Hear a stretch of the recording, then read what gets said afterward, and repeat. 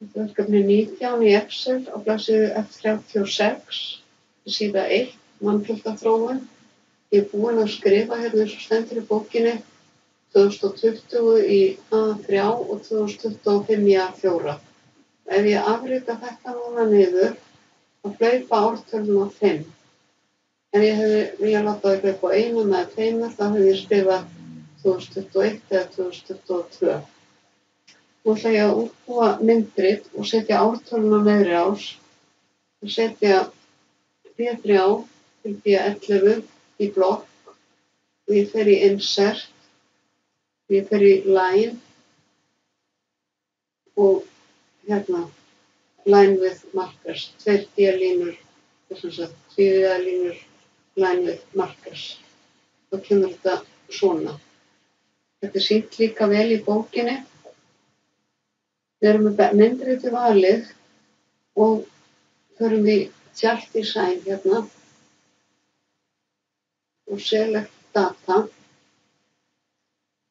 og hérna á Edit, Access Label Range hérna, þá dragið þið yfir ártölun í A-bálki og OK.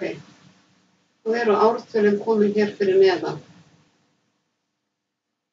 Síðan ætlum við að smella hér á lóðrétta ásinn og breyta gildum. Þannig að ég fer hérna í Format Selection. Hérna. Og fyrsta, lægsta talan, ætlum að byrja að telja í 360.000 hérna. 360.000.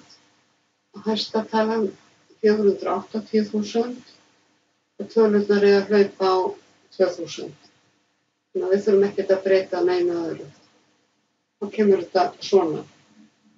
Þetta sést vel í bókinni. Við ætlum að skrifa fyrirsögn, mannfjöldaþróun á Íslandi hérna.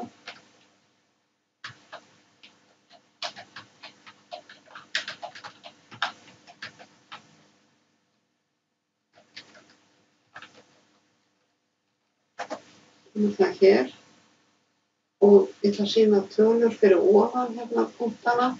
Það er með myndriti valið, smelli hér í Data Labels og vel Above.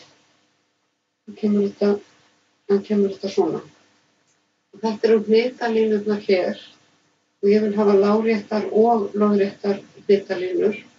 Þannig er með myndriti valið og hérna í Grid Lines þá haka ég við bæði lóðrétt eða sem það er hakað við horisontal láréttar, ég vel líka lóðréttar hnitalínur. Og ég ætla að setja ramma þetta með myndriti og það komið hérna. Og ég ætla að vista.